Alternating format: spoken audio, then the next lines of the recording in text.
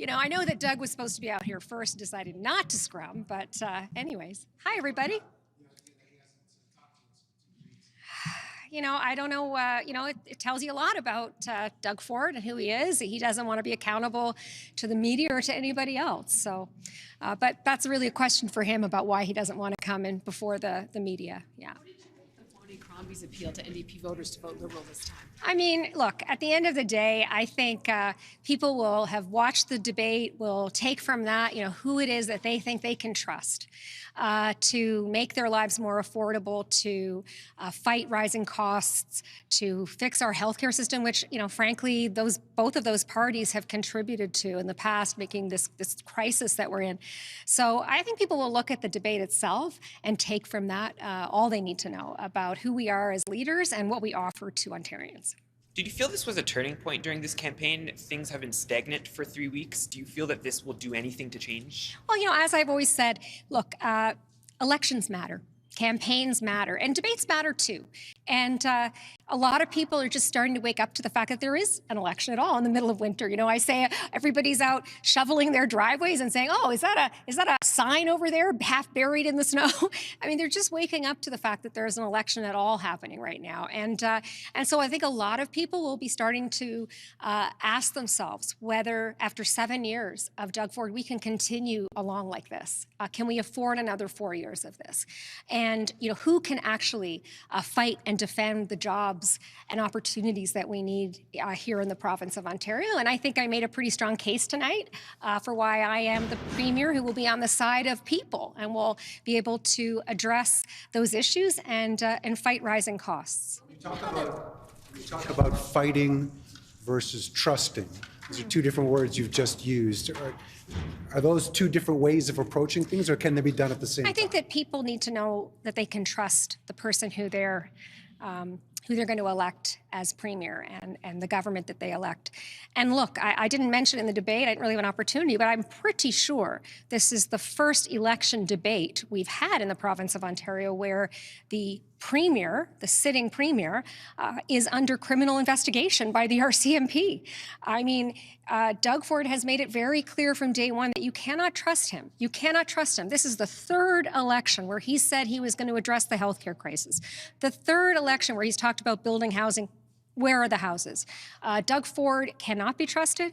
And I think the question is, who do you trust to be on your side? And I think that I've presented to the people of Ontario my case for that. I hope that they agree.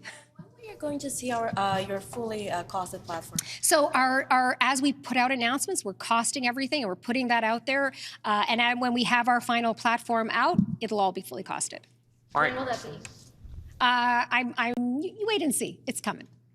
You lost a candidate in Eglinton Lawrence. I spoke to her. She said that it was because of strategic voting. She thought that the party could lose to the Conservatives, or the Conservatives would win in that riding. She also felt that the party that residents in the riding were neglected.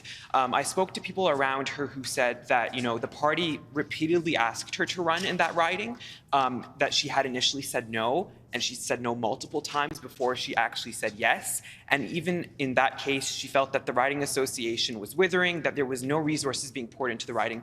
What do you say to that? Were you surprised? Were you blindsided? You know, I don't know anything about the details of that, but I can tell you that, you know, yeah, it's disappointing. I think it's very disappointing. I believe, and I think most Ontarians believe, that they should have the choice to vote for someone who represents their values. And I think that means that there's a lot of people in Eglinton Lawrence who want to vote for a New Democrat because that's the person who represents their values the most closely. And so I think it's disappointing. Marit, we had a child, special needs student die in school this past year. Sorry, what did you say? We had a special needs student die at school this summer, Landon Ferris. But we haven't really heard anything about improving special education during this campaign. Why do you think that is, and what does your party plan to do? Well, I know Doug Ford doesn't want to talk about education. I asked him today in the debate, you know, you've cut funding for students by $1,500 per student. What does that look like in terms of the support our kids get? It means that kids aren't in bigger class sizes, right? There's more kids in a classroom, and it certainly means that children with special needs or children who are struggling are not getting the additional support that they need and deserve. And that hurts everyone. So absolutely, the issue in our schools right now is we do not have enough educational assistance. We're losing teachers. We're losing child and youth workers. We're losing all of our qualified, caring adults in our schools because this government chose to take them to court, to disrespect them, and to cut education funding. So we need a government that understands that the success of our students is the success of everyone. It's critical, and I will absolutely be putting more educational assistance in schools and more support for our special needs kids. Yeah. Is there time for like province-wide standards for special education, maybe stopping school boards from just winging it from individual jurisdiction? Like, should there be one enforceable standard across the province? Look, absolutely, we need to review all of that, and I would say, actually, we need a complete review of the way that we fund education in the first place. Doug Ford likes to talk a good game about education, but he doesn't actually put his money where his mouth is, and we've seen kids struggling and families struggling as a result. I also want to say I'm really proud of our proposal, which I didn't get a chance to mention in the debate, to have a universal food program in our schools. I think one of the things that's critical to learning is making sure that our children have full bellies. Marit, this is the second topic now that you're saying you didn't get a chance to put into the debate. Why don't you think you were able to talk about no, those I mean, issues? look, there's so many issues that are important out there, and debates are the way they are. I thought it was a great debate. I enjoyed it. I had a lot of fun, and I think I got my point across on the critical issues that I think people care about right now in the province of Ontario, which is, I think, without question, the rising costs, the lack of affordable housing, sky-high rent, the lack of family doctors, the crisis in our hallway healthcare that was created by the Liberals previously, and then the Conservatives have poured gasoline all over it. These are the critical issues. And of course, we do need to make sure we have somebody in a position as Premier who can defend every single job in every single sector. Why did you? Thanks for this election campaign. You are firmly third in the polls. I know you guys look at public opinion polling. What are you planning to do over the next 10 days to resuscitate your campaign? Oh, look, I think our campaign is going great. Everywhere I go, I see more people showing up. I'm in Sault Ste. Marie, 200 people showed up in a snowstorm. Everywhere I go, I'm seeing lots of people out there, and I think our message is connecting. I do think that elections matter. I think that these next few weeks or days are really critical. And so I'm going to be doing what I've been doing from the beginning of this campaign. I'm going to be getting out there all across Ontario, connecting with as many voters as I can, listening and reminding them of that they can actually have a choice here. I think a lot of people have given up. They've given up on the idea that we can change things with our vote. I want people to know that their vote matters, that they have power in this moment, that we can elect a government that's really going to change things in this province, and I just have to get them out there to the polls despite all the snow. So is a two-election cycle for you, or do you think you can become premier, and if you don't, what happens to you? Absolutely. In your position? I 100% think we've got, I'm running for government. I'm running for premier. Doug Ford quit his job a couple weeks ago at a moment when most people would have said, we need a strong, stable government. Doug Ford decided to quit. Well, I'm running for that job. I'm running to be the Premier of Ontario, and I'm going to deliver people a government that's on their side. Contemplated yet what you're going to do if you fall short of that goal? Will you remain on as leader? I'm fighting every minute of every day, and I will continue to do it to gain the trust of Ontarians and to elect an NDP government. We have MPPs in every corner of this province. They are incumbents. We have boots on the ground, and we're going to keep building on that support and flipping blue ridings to orange. That is 100% my focus. Why did you choose not to ask Doug Ford about those sparky comments?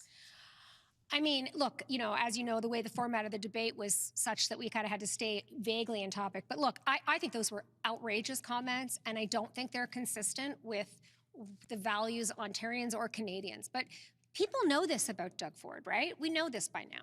He says one thing in front of the public if he dares show up for a scrum, and then he says another thing behind closed doors. I think Ontarians know that Doug Ford is, you cannot trust him, and that he'll say one thing in public and another behind closed doors. That's who he is. He's also the same premier who supported Donald Trump. I mean, let's not forget, in 2018, when Donald Trump brought in the steel and aluminum tariffs back then, and we lost jobs in the province of Ontario, he still supported Donald Trump, right? And in 2022, when Donald Trump said, yeah, we're going to block PPE from coming into the province of Ontario, Doug Ford still thought he was the guy for the job, still supported him 100%. Ontarians know who Doug Ford is. Last question. You said the fully costed platform is coming. What sort of revenue generation tools will we expect from you to pay for all the promises you pledged? Yeah, that'll be coming out with our platform. I will say this, you know, I'm proud of the record of NDP governments in all across Canada who have run very fiscally responsible governments. That is my kind of NDP. That is who I am. I believe in running a very fiscally responsible government, unlike Doug Ford and the Conservatives, who have decided to waste billions of dollars on a luxury spa in downtown Toronto, costing Ontarians $400 per household, or his fake bizarre tunnel scheme that's going to cost, I don't know, $100 billion over decades. You know, we need to use the healthcare dollars that we have right now to invest in public healthcare, not waste that money on private nursing agencies. There's so many ways that we can do better with what we already have. All right, thank you so much, everybody.